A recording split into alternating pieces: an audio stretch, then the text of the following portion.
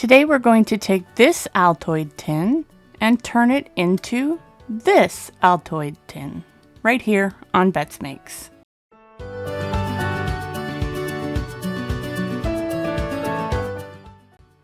So here we are in Design Space, and I'm going to make a couple of squares that measure out and fit into the Altoids tin. The problem was I didn't make the correct measurements, so my measurements here are going to be a little big, but we can still follow along in Design Space and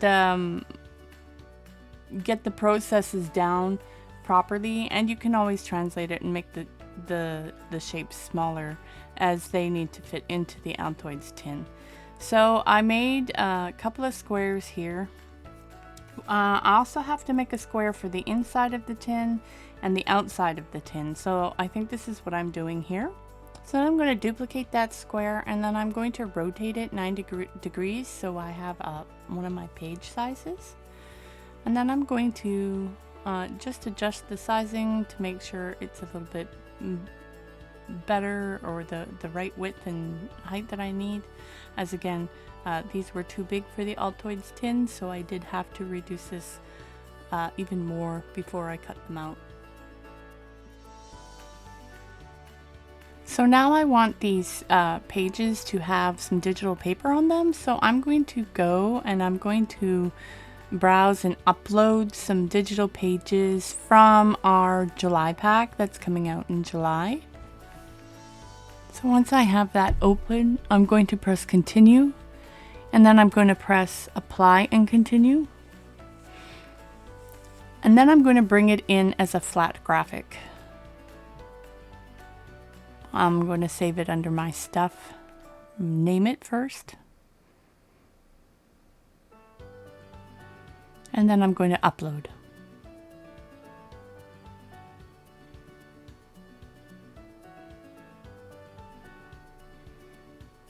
So once it's uploaded, you can see it's pretty big.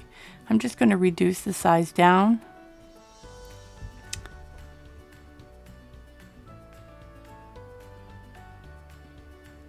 And then I'm going to place it over one of these squares that I had brought out. I'm going to select both of those and select slice. So now I can have a square that has my digital paper in the background. So I'm going to continue doing this for the rest of the pages that I need, and I'll fast forward through this part.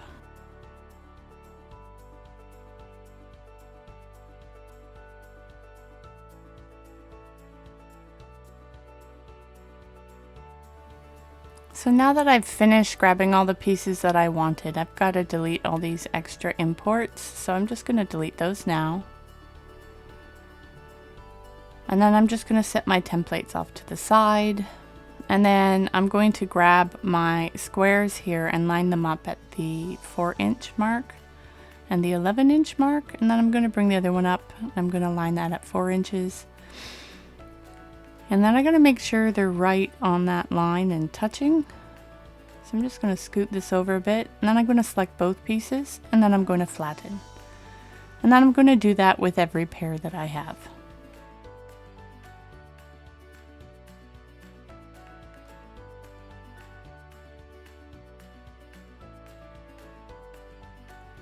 So now that all that is done, I'm going to take all these pieces and just spread them out so I can see them easier.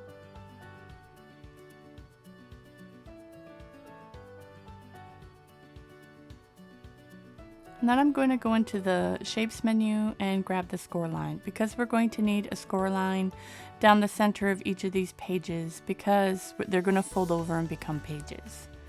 So I'm just going to put a score line onto this one. And I think I'm going to copy and paste it here, and then add them to each of the pages. Once they're added, I'm going to select the score line in my flattened pieces and attach. And I'm going to do that for the rest of my pages.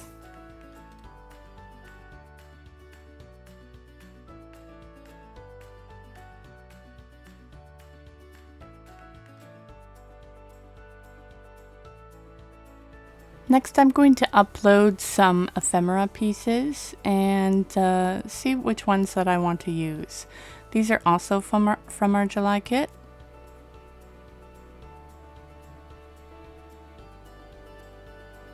So I'm trying to decide which one of these that I want to use, and I know I want to use the feathers, so I'm going to do the feather first. So I just have to right click and ungroup it, and I can remove the feather. Then I'm just going to select the other objects and delete them. And I'm going to resize it. See what kind of size I want to fit on any of my cards here. And once satisfied, I'm like, oh, that looks good. Then I'm going to go and add an offset to this. So I'm going to do a minus 0.10 and apply that and change the color to white. Then I'm going to select both and then I'm going to flatten. I'm going to set that off to the side. And I'm going to duplicate it a few times for a print and cut. Then I'm going to upload some other ephemera that I think I might want or need within my Altoids tin here. And I'm going to select these feathers and I'm going to do a flat graphic. I'm going to upload. And then I think I'm going to grab out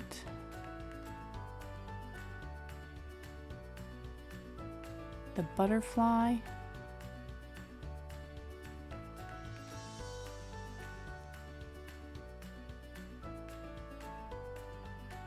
Add that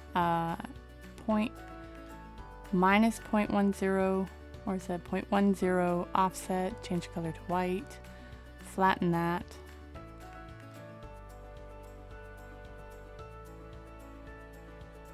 Get rid of those because I don't need them.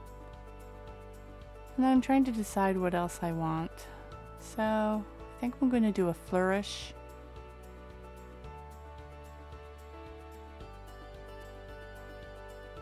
I'm going to delete that.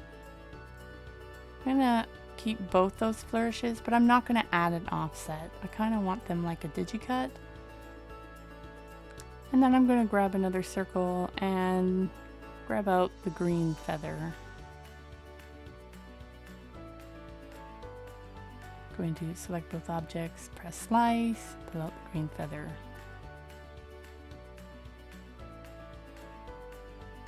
I'm going to add that offset to it.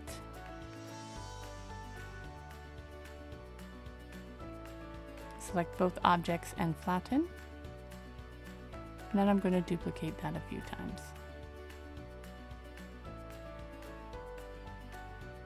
So I've decided to do a little bit more ephemera here.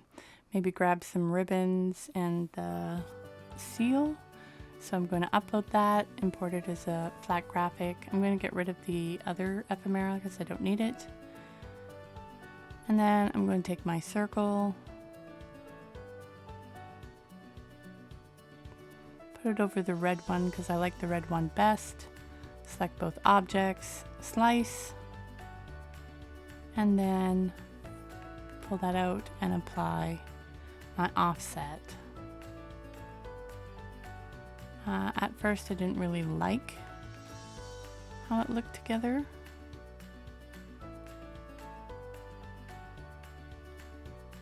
In the end result, I just cut the white off. So I'm going to do the same with the green ribbon.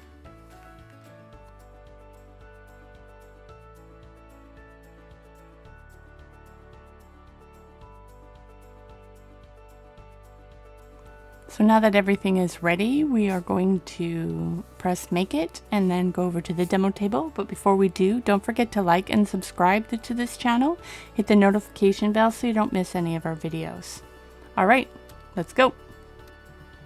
All right, welcome back. We're here at the demo table and I'm going to show you what we need to do. These are all our pieces of paper. I folded them all in half and now I'm just going to glue them together. So I'm going to spread the pages out to see what kind of order I want to put them in.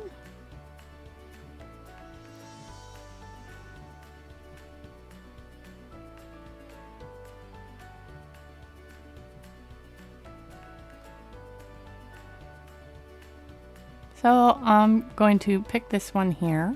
I'm going to take my glue.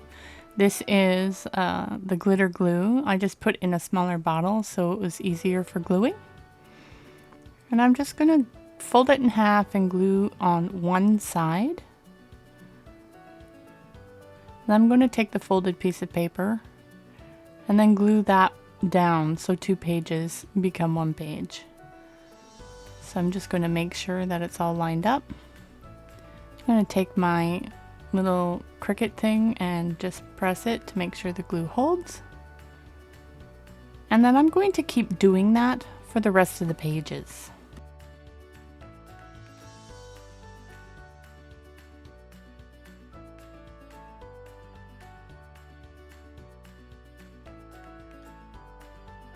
Once I'm done, I have this extra piece that I didn't glue to the pack because I wanted to use the lamp with the crow on it. I wanted to use that as a cover. So I'm going to take my scissors and I'm going to grab the piece that I hadn't used. And then I'm going to cut that in half.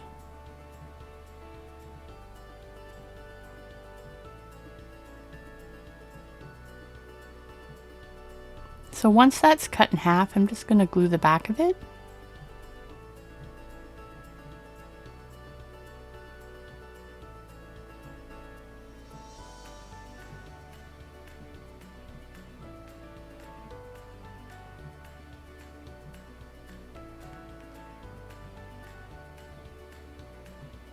And then I'm going to stick it on the front of my little notebook.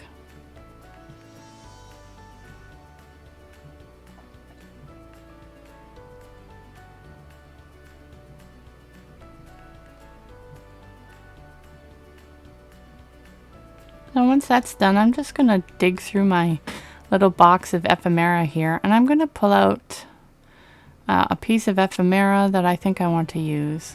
So I looked at the stamp and I didn't want to use it, and I looked at a feather, and then I kind of finally decided I was going to use one of the seal pieces. So I'm just going to glue that on the back.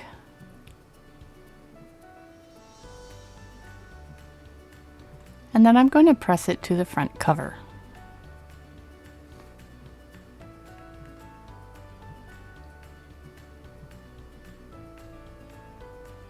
It's pretty simple. You can design your little notebooks any which way you want. I just wanted to keep it simple. So I'm going to set that off to the side, and then I'm going to grab my Altoids tin. I'm going to make sure the inside is clean.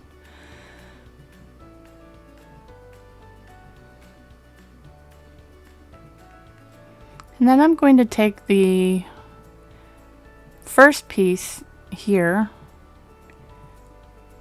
and put some Mod Podge in the top lid of the Altoids tin.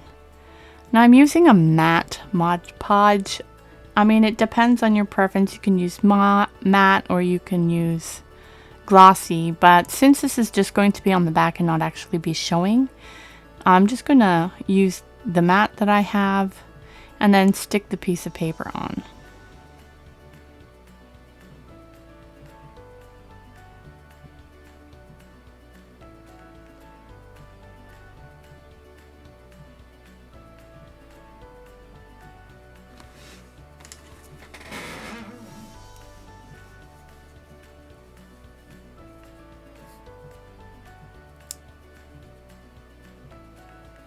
I'm just going to press that in really nice.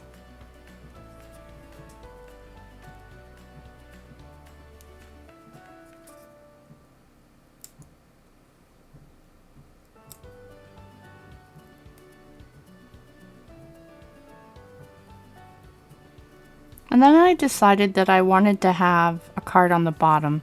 Originally I didn't want it, so I used one of the misprinted pieces that I had printed before, and I just kind of cut that down with scissors until it would fit the inside.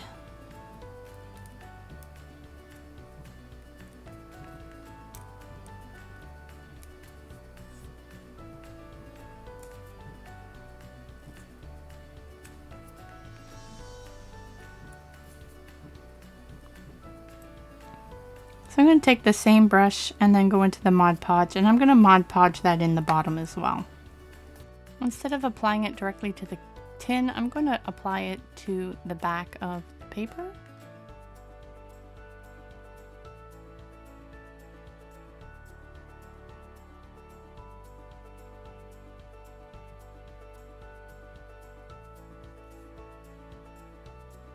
And once I'm done that, I'm just going to place it in the tin and then just give it a gentle push down and make sure that it's aligned to where I want it to be aligned.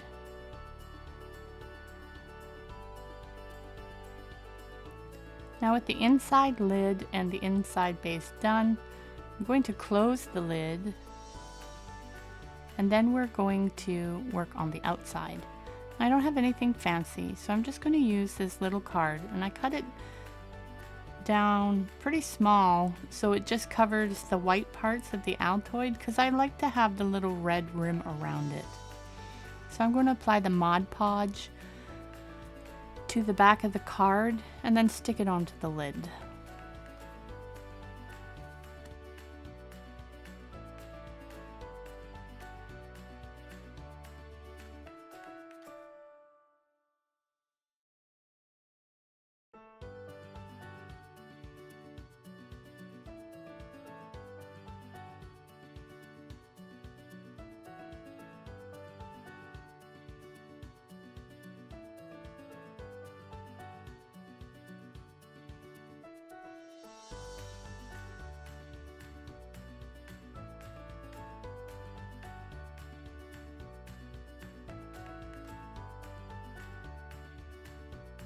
So I didn't have any printed sayings. You can print sayings here, so I just took a Sharpie and I wrote gratitude on the front.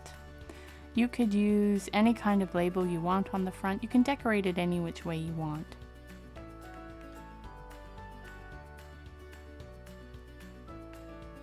So after that, I'm just going to poke through my ephemera box here, see if I can find anything that I want to add. So I decided on a stamp.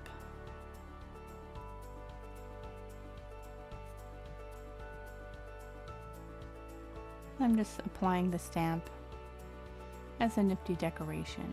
Now after you apply all the things, ephemeras that you want, you can run over it again with some Mod Podge, but I decided that I just wanted to leave it plain.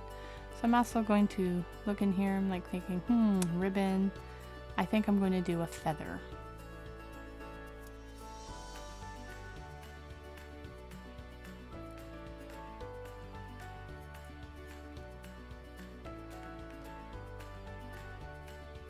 So I'm going to glue the feather to the lid.